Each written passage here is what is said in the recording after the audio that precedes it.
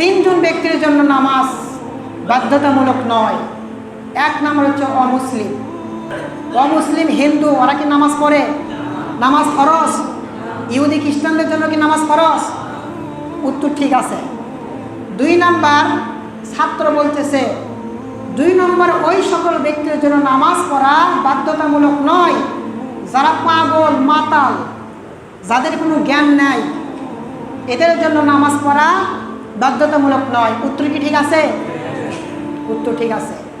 3 number প্রশ্ন, ছাত্র বলতেছে যে ওই ব্যক্তির জন্য নামাজ পড়া বাধ্যতামূলক নয়, ফরজ নয়, যে ব্যক্তির মৃত্যু হয়েছে এখনো কবরস্থ করা হয় নাই, মরা, এই মরা ব্যক্তির জন্য নামাজ পড়া বাধ্যতামূলক নয়। উত্তর কি ঠিক আছে? মরা ব্যক্তি কি নামাজ পড়তে পারবে? পারবে না। এই 3 শ্রেণীর ব্যক্তির মধ্যে কারা কারা আছেন দেখে একটা হাত তোলেন তো। আছে কেউ? মরা আছে কেউ এখানে? অমুসলিম, পাগল কেউ নাই? তাহলে আজ থেকে নামাজ পড়বেন তো? পড়বেন না? যদি নামাজ না পড়েন তাহলে আপনাকে এই 3 শ্রেণীর মধ্যে থাকতে হবে।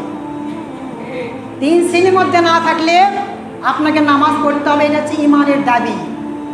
এটা আমার কথা নয়। মন খারাপ করলেন? অনেকে হয়তো মন খারাপ করছে।